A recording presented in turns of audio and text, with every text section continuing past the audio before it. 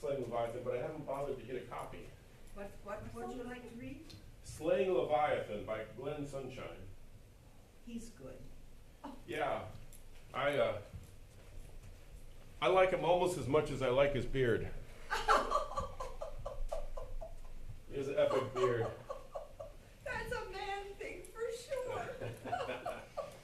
I can't help it. That's what God made me, so that's what I'm doing. I know. And I used to hate to kiss my uncles when they had those Christmas, and they'd make sure they hugged me up real close. Oh yeah. You know they enjoyed that. Oh dear. They have a beard and they can trigger their niece. That's a twofer right there, you know? Well, if they can wiggle their ears, that's even better. Well, Jeremiah's on his way back. He drove across to eastern Montana last night, so Oh, wow. he's going to go to church and then to keep driving. So he's probably going to pass by. He's out of Montana? No, I think he's in eastern Montana. He says he's going to go to church and then leave. Okay, so then you'll have the whole route across Montana. Yeah, he's gonna spend like all day today in Montana. No, he's not. He's what? You don't think so? No, he's on eastern Montana. He's going to leave Montana after church. Oh, yeah, Eastern. Sorry, I was thinking he was on the far side. He's close to, So you might want to think about it. Mhm. Yep. The insert doesn't materialize. He's crazy too because he plans to sleep in the car the whole way over here. He's like, I'm just gonna pull over at the nearest spot to pull over and I'll sleep in the car. he's sleeping. No, he's driving, so he's just gonna pull over. He's gonna park in the car. He's gonna sleep in the car. Whenever he wakes up, he just starts driving. Oh, Hi, Miss Bethany. Well, good morning. Hi, Miss Bethany. Hey, RC. What you got? I have a sketchbook that You also is have too a big for my space backpack. shark backpack. I love that. It's RC. Not the first time. What? Wanna come sit with us? Daddy, Daddy. Is it Mr. Bethany is sitting with us. So I'm wrong.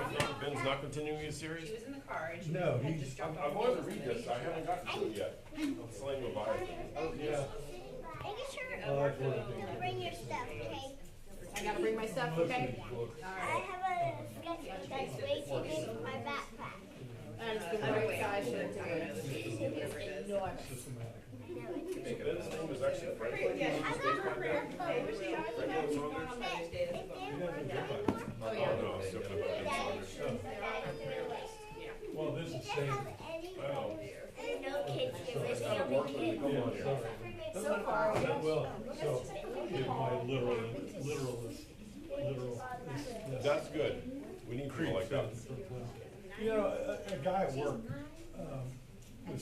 we were talking the other day, and he was asking me, like, when I realized attention to detail was important. And I'm not sure when I realized this, but I can remember, like, Yeah, he was before I was old enough to read, you know, how to buy. they always grow a little faster. Like she was chatting a lot more already at this point, but And then I'm here in the car. Like, how can that be? How can there be, you know, and obviously I didn't understand, I'm not sure it was. Before. But I just knew, Something's off. something that just can't be, or same thing, you know, when you turn a screw, they say turn it to the Oh, it's one of right, those well, ones you like. where, do I- you know, like where, I mean, up here it's going to the right, down here it's going to the left, you know, it's like, that doesn't help, and when somebody said clockwise versus counterclockwise, oh, okay, now that's, you know, unambiguous. So that was, you know, so early on, I got it in, I realized I'm wired. You know, born that way argument never goes well, so I'd stay away from that. Well, no, I mean, we all have our tendencies now, and what we sometimes have to do is fight those tendencies or be aware of them. Because I can, you know, I can remember, like playing, high school basketball, and when I was a pleaser at the Naval Academy, in high school I had a coach, and then I had another classmate at the academy, both of their favorite phrase was attention to detail. And I hated it. I remember first time playing women's basketball. You got your plays. We probably had 15. It wasn't a big deal. I tried to memorize my part, and it never worked until I realized I just didn't memorize the play. I can put myself in any of the pieces, Right. but at first I was trying to think, okay, this one I gotta go there, go there. And then it clicked. I was like, no, just see the whole movement. Different brains are fascinating. Oh, yeah. I should get a bottle of water so I can be ready to be front row good student and answer all the questions you pose. Something in the stuff.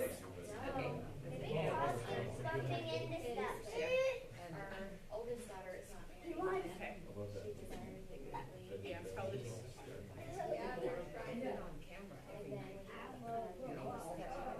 Well, you guys are, I have an unmarried cousin in Florida. Oh, really? He's in his 20s. Been to Jacksonville. That's okay, we're going there. Really? My aunt lives there. You're looking at me. Right.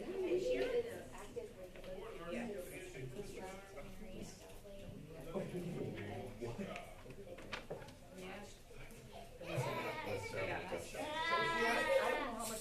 That's all right, right?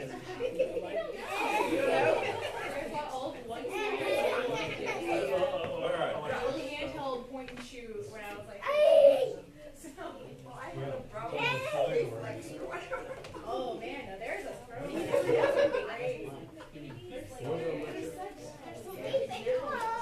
have to get everything just there. I'm ready. Oh. Go. Here. I can do that for you. You get me everywhere. Not that I'm saying, not. No. It actually is. I'm ashamed, but yeah, actually it's started. We were married. We're good outside. We're not going outside. So we can play basketball. Oh, you're excited? We would visit them. We go to His church. name is Master Paul. Master. His name is Master. Master Paul. Master Paul. This is advanced. Yeah. Master is like, Oh, yeah.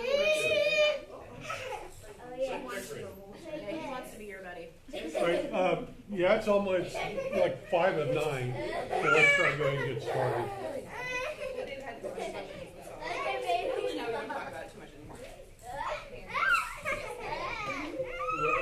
What came up to my house? He's been baby Paul since he's still baby Paul. Oh, and my little child still calling baby Paul. He's not big like on his show, right? Usually he's baby Toddler Paul. You guys. Toddler Paul. Or just Paul. Hi, Toddler Paul. All right. I've got these to hand people coming in the door. He's 7 this month. There we go. Made it fast. Turn my ringer off. He sees your shoes. You didn't get one yet? Well, I'm talking, we don't have whether I'll be teaching. All right. Now you can pull this up. I can just be quiet long enough, you can get your point across. Yeah, I suffer from that, Happy Mother's Day again. that malady myself. Never.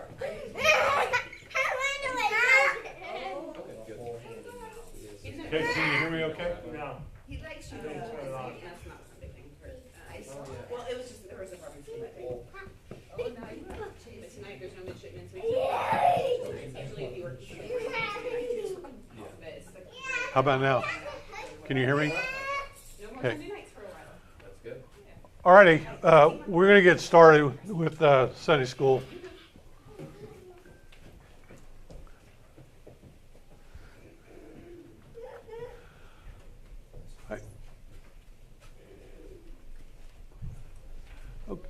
Okay, so I see a face I'm not familiar with. So I'm Rick Pickering. I'm just one of the folks here. So everybody probably knows Dan's out of town. They're traveling back today. So he asked me if I could fill in for him this morning.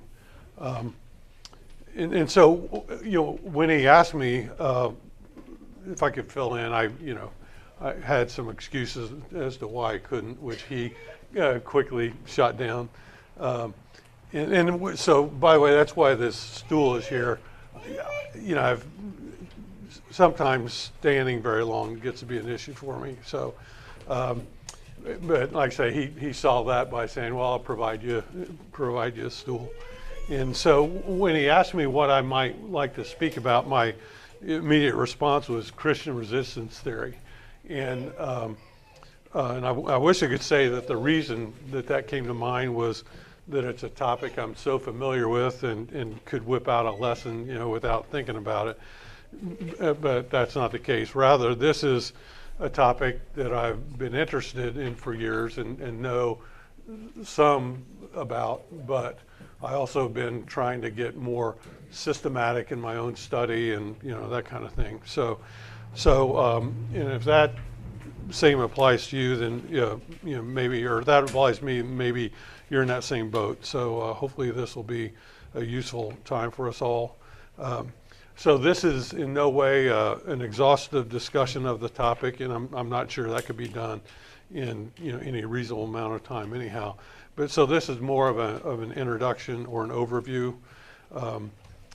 And so with that, let's pray. So Father, we ask that you'd be here with us today. We ask that you would use this time to help us to understand more clearly your instruction from your word regarding what the role of the civil magistrate is, and if there is in fact a time where it's appropriate for us to resist the civil magistrate, and if there is such a time, help us to understand when that is and what that looks like, and just help us, as in all things, to be obedient to you. So we ask all this in Jesus' name. Amen. All right, so with that, just a couple of maybe housekeeping notes. So in this, I'll generally refer to the state, and when I refer to the state, I'm not talking about the state of Maryland. I'm talking about state in a generic sense, and I don't use the term government because and many of you are probably familiar with the work of Abraham Kuyper, where and it's not like he invented this concept, but he kind of formalized it, the idea of sphere sovereignty, that there are multiple governments. There's individual government, family government, church government, civil government. So like I say, I won't be using it. Hopefully you won't hear me generically use the term government, because that is unambiguous. Let's see. Another term that I might use is civil magistrate. And I want to point out, so in Romans 13, which is one of the passages we look to in Scripture, where we see the role of the civil magistrate. Depending on your translation, you may see there's a couple verses where it'll talk about either a servant or a minister. And so I always found it interesting, if you look up what is the Greek word that's translated there, is actually the same word from which we get deacon. And so the civil magistrate really is a minister of God, for our behalf. And just, and so the general flow that I'm going to do here, as you see in the handout, is I'm going to go through some historical documents and then, talk about some more recent documents. But again, just before I leave it, when we talk about a state, as with many things, we become conditioned by our context. And when we hear the word state, we often think of that as a subdivision of a nation. Well, that's really not what it is. So for instance, if you look in the Declaration of Independence, Great Britain is referred to as both a state and a nation. So they're really kind of different animals. A nation is more like we would think of as a tribe, or when you look at the root of the word, nation is like a tribe, a people group, whereas a state is more of a political entity. So again, just some general background stuff. So looking at some historical works, and the one I should probably start with first would have been the Magna Carta. And so, and I don't remember the year, 1288 or something like that, but we're having an issue with the fire alarm, and so I know Gene's been in contact with folks who hopefully know how to deal with it. So, so we've not been told to evacuate, and so it looks like we got an alarm issue, and she's working with folks to try There's to. Christian resistance to the evacuation order. Well, that could just be stubbornness, So, the Magna Carta was really the first time that there was this formal declaration that the king is subject to the law as much as as the rest of us, and so it really was a foundational change that was put in place, and so again, I mean, we could talk about that at great length, but so just to touch on that, the next thing I wanted to highlight was the Geneva Bible. Most of us, when we think of like older Bibles, we think of the King James Version. Well, the Geneva Bible preceded the King James Bible, and it actually was part of the reason that the King James Bible was written.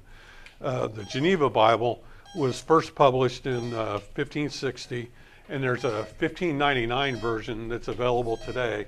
I have a copy of it. I mean, it's it's not like it's an old document. It's like I say, you can buy them today. But the interesting thing about that Bible, it's really the first study Bible. It's the first time that theological notes were embedded in the book, and it was also happened to be the first English Bible to use the verse divisions. Is that too annoying should we proceed with the class, or is that too distracting for everybody? That's fine. Okay. Let's roll. All right, because I'm used to talking without paying attention to the feedback. So, all right, and so so this Geneva Bible came about when during due to persecution of Protestants throughout Europe, in France in particular, but not exclusively. Many Christians fled to Switzerland, to Geneva, and that's obviously where John Calvin was working. And so while they were there, they built on the work of Wycliffe, and so anyhow they developed they published this Bible that became known as the Geneva Bible, and as you can see in the notes there, the King James disapproved of the Bible because of its Calvinistic leanings, and he also didn't like what he considered to be seditious notes in the study portion of it, because, like for instance here in the note for Exodus 1:9 indicated that Hebrew midwives were correct in disobeying the king's orders. And a note for 2 Chronicles 15:16 said that King Asa should have had his mother executed and not nearly disposed of for the crime of worshiping an idol. And so it was really in reaction to the presence of this Geneva Bible that the King James Bible was developed. And and this is the Bible that the Puritans used when they came here. So much of the liberty that we've enjoyed here in America can be traced back to this Geneva Bible. And a thing I found kind of interesting, I know quite a few people here in the church have copies of the Reformation Study Bible that came out of Ligonier. Well, when that Bible first came out, do you know what it was called initially? The New Geneva Study Bible. But nobody bought it. Well, I have a copy, but the sales were horrible because it didn't mean, our historical ignorance of the Geneva Bible, it didn't mean anything to anybody. And so they renamed it to the Reformation Study Bible, and sales took off. So, Did that have a reference to the Mayflower Compact? Because the Mayflower Compact was the very first time, at least, that a people agreed among themselves that, it's a very short thing. At one time we had to memorize it. But that the people voted among themselves right. to set up their own government, which was based on this Geneva Bible. their knowledge of scripture. Right. And whatever, and therefore our government was really the way we were governed. Oh, right. Yeah, and that's, when people want to claim we weren't a Christian nation, it's, it just doesn't stand up. One God, this sovereign God has, this is, I can't remember the words, so help me memorize Right. this much, but. Yeah. All right, so let's see, just moving on. So another book, and so this is available in different formats, different publishers.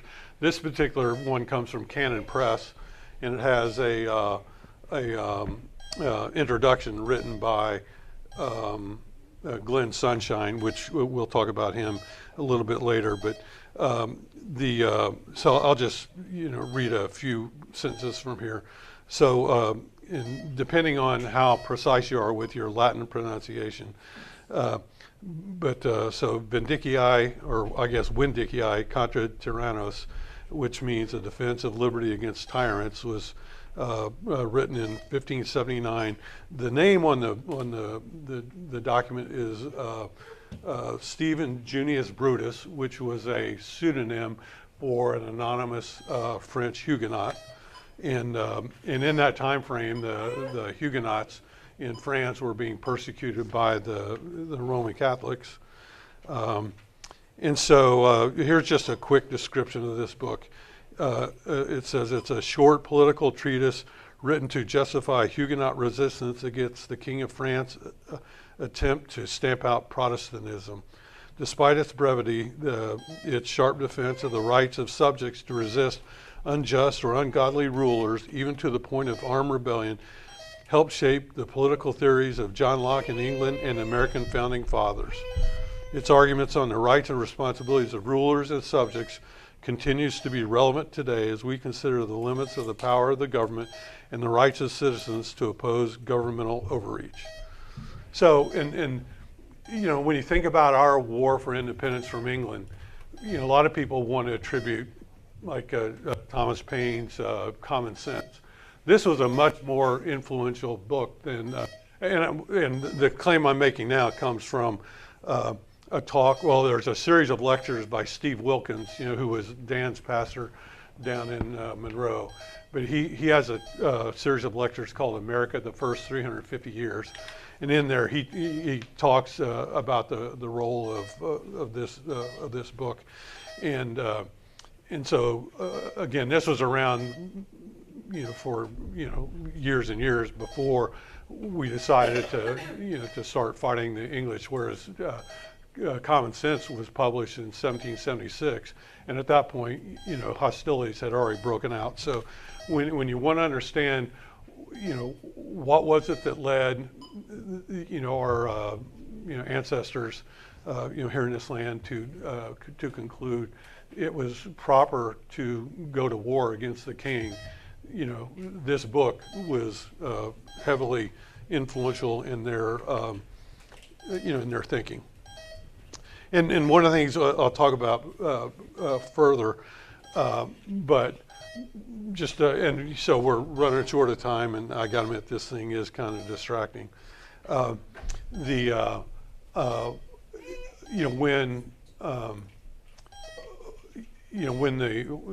the colonists decided it was appropriate to go to war against England, it wasn't a popular uprising. It was because the clergy, particularly Presbyterians, concluded that it was the proper thing to do. And again, based on books like this and one I'm getting ready to talk about here, Lex Rex, and it was. So for instance, the English referred to our war for independence from them as the Protestant Rebellion. It was also referred to, or they referred to the Black Regiment, which was a reference to the pastors, that back then wore black robes. And then, and I don't remember who this quote was. It might have been the king, but I think it was somebody else. But they talked about how Cousin America has run away with a Presbyterian parson, and the Presbyterian parson they were referring to was Jonathan or John Witherspoon, who was a professor at Princeton, and was one of the founders himself, but was also the professor for people like Madison and several of the founders. So that's. Wasn't Witherspoon a Methodist though? I don't think so. I'm. He came with, there were several Methodists that came. Well, but see, just recall, so back then, Methodist hadn't really formed the denomination in the way they do now. So, like for instance, something that's really interesting if you've never read it. There you can find debates between George Whitefield and John Wesley. And so they were both regarded as Methodist, and again, not in a denominational sense, but they both believed that there were methods that you could employ, that if you employed those methods, then good things happened. But Whitefield was Calvinistic, and all of a sudden Wesley was Arminian in his so their debates are fascinating. And all right, so Lex Rex, this was published by a Scots Presbyterian, Samuel Rutherford, in 1644. So after the Vindice book. So Rutherford was so he was one of the Scottish commissioners who was part of the Westminster Assembly. He was a major contributor to the Westminster Shorter Catechism. And so again, so this book, and there's differences of opinion as to exactly what the translation of the title means, because it's, Lex Rex is Latin, so it could mean the law of the king, or the law and the king, or perhaps the law is king. Either way, the importance of the book was that even the king must obey the law, because the king is also under the law. And so it wouldn't be surprising that the authorities at the time didn't necessarily like this. So again, the history of what was going on in England at the time was, you had, Protestant Roman Catholic, conflict and tension. It was after the Westminster Assembly that Oliver Cromwell came to power. They deposed the king and beheaded him, and then his son, Cromwell's son took over, couldn't hold things together, and then was it King Edward II, I think, or anyhow, the son of the king that had been beheaded, he comes to power, and so all this stuff was going on. So it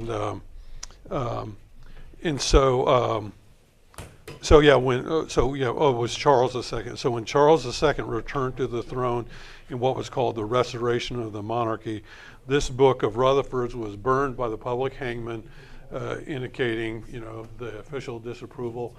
Rutherford himself was summoned to appear before Parliament on the charge of treason, but he was already on his deathbed, and so here's his response to the summons. He says, "I've got a summons already before a superior judge and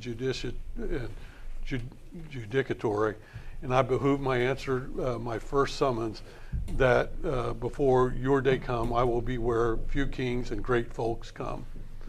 So basically he's saying, hey king, or Parliament, you may want me to come see you, but I've got a prior appointment with the Lord of Lords. All right, so Lex Rex. Let's see.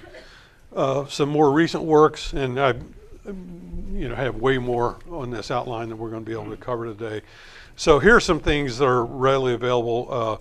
One of the things, and I don't know, hopefully you're all familiar with Gary North, but one of the things that North did that's pretty precious is pretty much everything that he ever wrote is available as a free PDF download.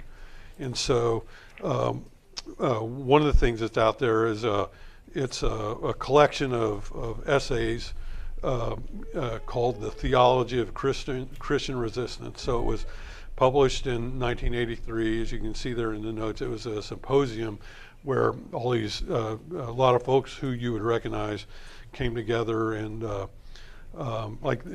the early days of James Jordan, he was part of this effort. And so, and I'll post this in Realm so that these, you have access to these hyperlinks in case you want to download any of these documents. So this book is, if I remember right, it's like 500 some pages long. And I should also state, I wish I could claim I've read every one of these books thoroughly. It's still a goal, but they're all partially read. A second work from North is another symposium from that same year called The Tactics of Christian Resistance. The last thing on that page, I've already talked about. This was Steve Wilkins' lecture series, America, the First 350 Years. The link that I have there, you can find it on Canon Press, and then other than that, it's only available as in cassettes, as far as I can tell. So a modern day book that's fairly recent. Let's see, do I have it there? I don't remember what the copyright is, but this guy I mentioned earlier, Glenn Sunshine, has this book called Slaying Leviathan. And hopefully most of you know that a lot of people refer to the sprawling civil government as Leviathan. And that comes from a man named Thomas Hobbes, who was a political theory guy, a few centuries ago, and Hobbes basically advocated that the civil magistrate or the civil government was supposed to control all of life, and so slaying Leviathan is a response to that. Now, and just something to keep in mind as we work through, even if we're on solid ground resisting a tyrant, we need to remember that Leviathan doesn't die easily, and he doesn't go quietly. That when we start, it's like it's poking the bear. When we start saying, hey, you don't have the authority to do that, that generally doesn't go over very well, and the response is generally violent. And so this book also is available from Canon Press, and so the little blurb that Canon Press has to say about that is, it says, in Slaying Leviathan, historian Glenn Sunshine surveys some of the stories and key elements of Christian political thought from Augustine to the Declaration of Independence.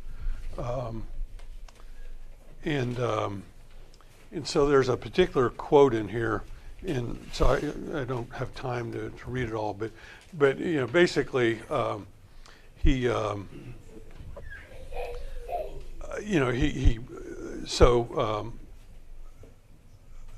looking at our war for independence with England, and actually in the English Civil War and the Reformation, all that. So he talks about the reformers did not take action until they were threatened with war, and even then, violent resistance was only triggered when it was needed to defend the community out of love of neighbor, not love of self. And furthermore, these acts of violence were done in accordance with traditional just war theory. In other words, they were led by legitimate members of the civil government rather than private citizens.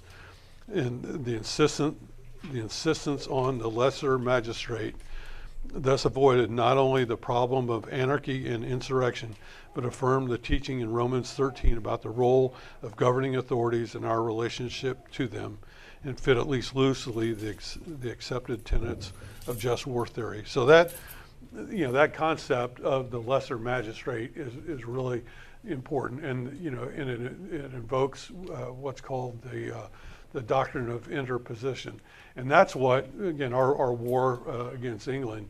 If you read the Declaration of Independence, it's a series of charges, not against Parliament, but against the King, because the belief then, rightly so, because you've heard the term, no representation without or no taxation without representation. They weren't complaining that they weren't, that the colonists weren't in Parliament. Their complaint was Parliament was the legislature for England. Each colony had its own legislature and had its own governor. What the king was supposed to do was to prevent Parliament from overreaching, and because when Parliament was enacting taxes on the colonies, and many of them, the dollar amount, was really trivial. So it wasn't the amount; it was the principle that the Parliament had no authority over the colonies, and the king, as the in his role as king, he was to defend the colonies against that overreach. And when he failed to do so, then he voided the covenants that existed between the colonies and himself. And so that's why the Declaration of Independence is called that. It's an acknowledgement of the break in relationship that had already occurred. And so again, if you read the document, it's the colonists just saying, hey, King, here are all the offenses that you have committed against us. And so the colonial governments, as lesser magistrates, were interposing themselves between the superior magistrate, who had become a tyrant, and the people. So so that doctrine of interposition is hugely important, but sadly in our day mostly forgotten. So some of you may remember, and I didn't think to look up the exact year of this, but back when, there was a woman named Terry Schiavo that was being starved to death by her husband, and Jeb Bush was governor of Florida at the time, and he said, hey, unless the Supreme Court gives me permission, I'm powerless to do anything here. I mean, that's a paraphrase, but he's completely wrong. He not only had the right, he had the obligation to intercede on her behalf. And same thing, the local sheriff, and this is one of the things that we're very ignorant about, is the power of a sheriff.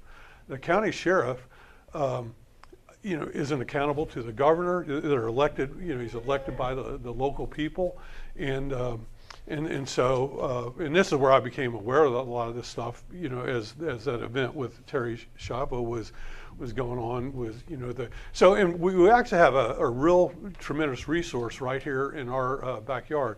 Some of you have probably heard me mention them, but just up the road, up Route 2 in Glen Burnie, is a group called Institute on the Constitution.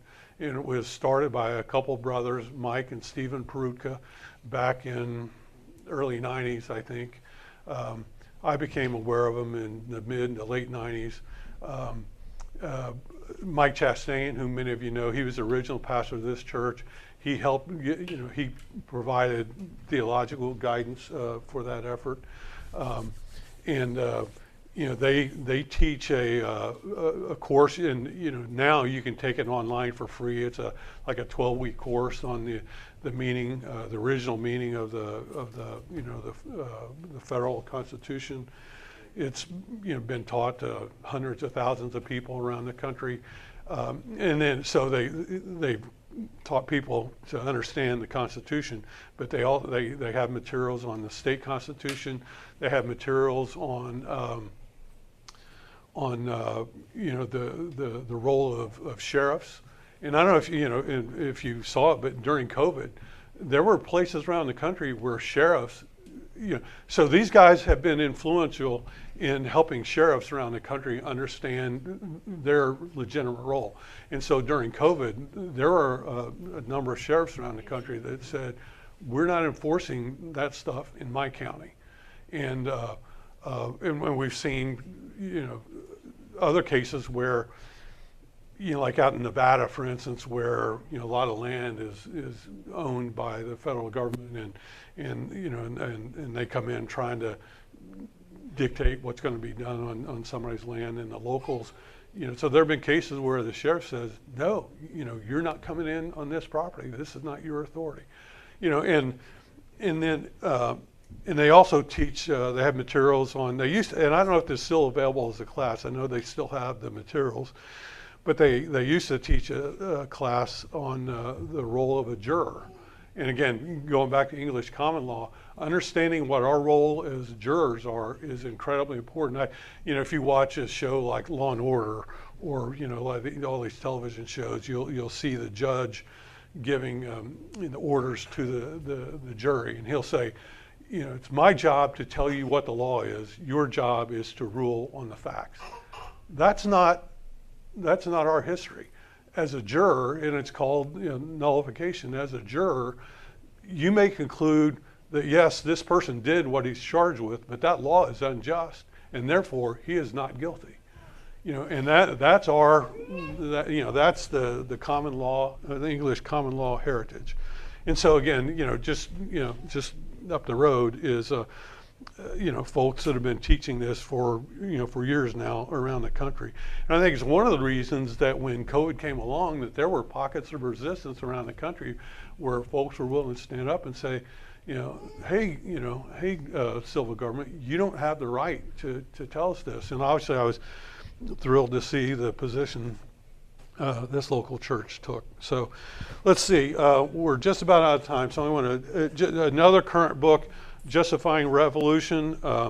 So this has the writings of a lot of you know, pastors from, you know, back in the time, you know, from 1750 to 1776, so you can read for yourself, you know, what they had to say. Douglas Wilson recently wrote this book, Rules for Reformers. The title is a play on the work of Saul Alinsky, which was Rules for Radicals. And Alinsky, if you're not familiar with him, so, you know, back when Obama first came onto the scene, he referred to himself as a community organizer. And I remember thinking, I wonder what a community organizer is. So, you know, do a quick, you know, web search. And it goes back to Saul Alinsky, and before him there were these Harvard professors, Clower and Piven, and basically and Alinsky had these specific rules, and they're effective rules,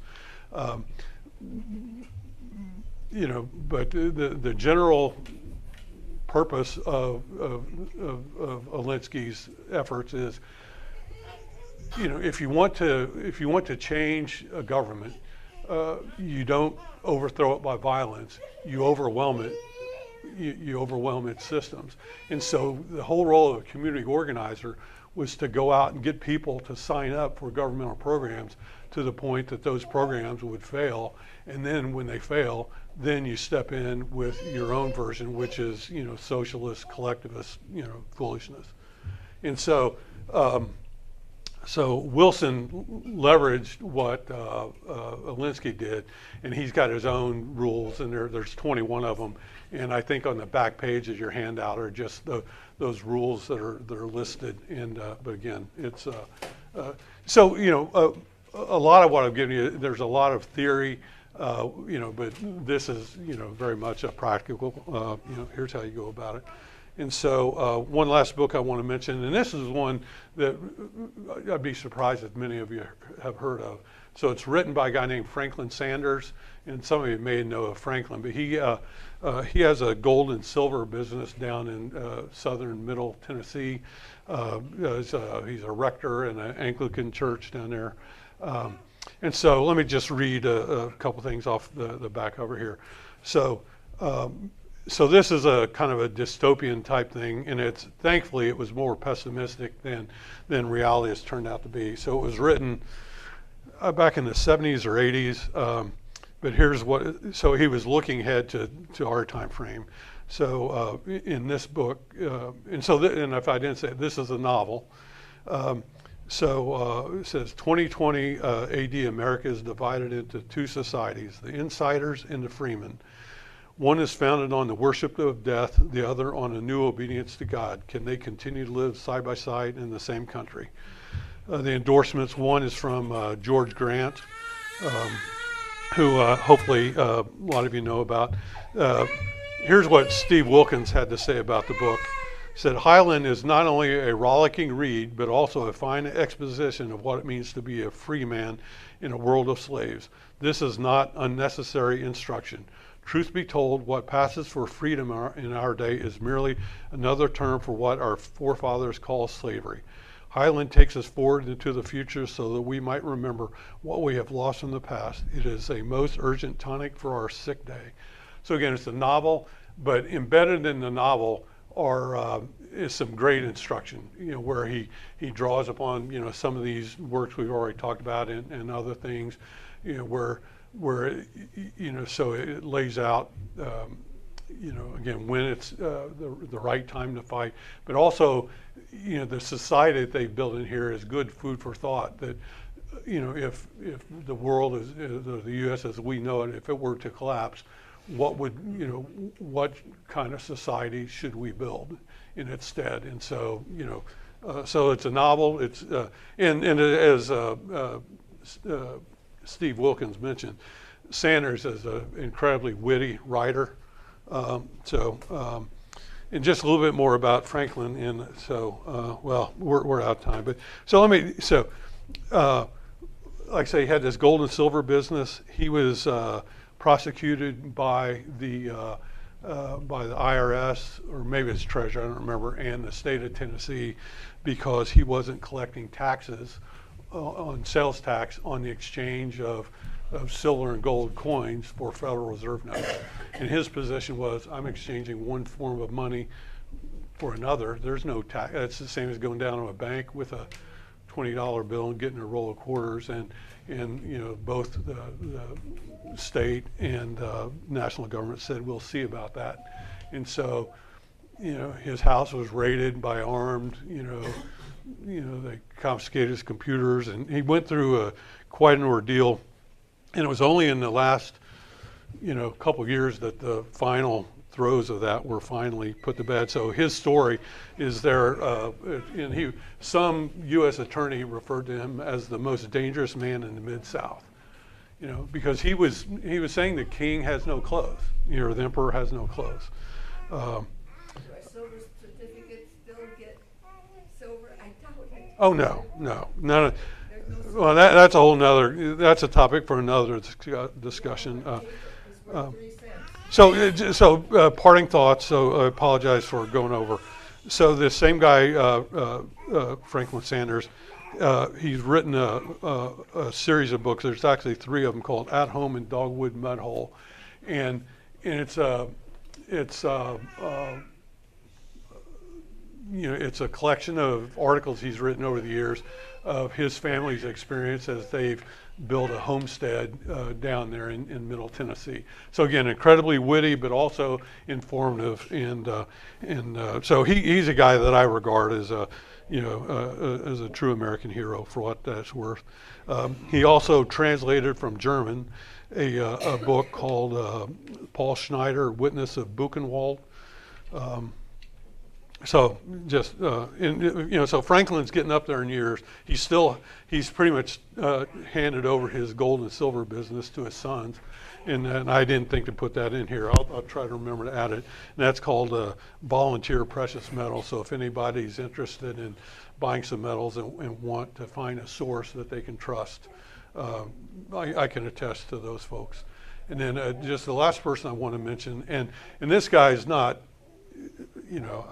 He's a professing Christian, but there's a guy named Joel Salatin who's kind of I'll say he's the father of the modern homestead movement, and food food security, food quality. So when you talk about Christian resistance, one of the ways in which the magistrate attempts to control us is through the food supply, and like for instance, it's illegal to buy raw milk in Maryland. and so guys like Saladin say, that's crazy. And so anyhow, if you have any interest in, and a lot of what you hear, Robert Kennedy talking about as the, head of HHS and the thing that they're trying to do, with improving the quality of our food. A lot of that goes back to the work of this guy, Joel Salatin. He's got a blog called The Lunatic Farmer. And again, very witty, but incredibly informative. And so there's a little blurb there from, and just some other things. Again, if you try, these days we hear a lot of accusations about, Trump is the new Hitler, and and that folks like me are Nazis, and so. But if you really want to understand what fascism really is, and how Hitler came to power, there are a couple books there. The Modern Fascism by Jean Edward Veith, and he lays out that fascism is fundamentally a philosophy that gives rise to authoritarian governments, and so he lays that out. And as I was looking, refreshing my memory on this, I found a recent article from Table Talk magazine where, from I think 2021, where he looked back on, because his book was written in '93, so he said, all right, what's happened in the last 30 years, and he basically said it's gone south a lot faster than I ever expected. And then Hitler's Cross by Erwin Lutzer, and again, that's laying our, how was it that Hitler was able to come to power, and what was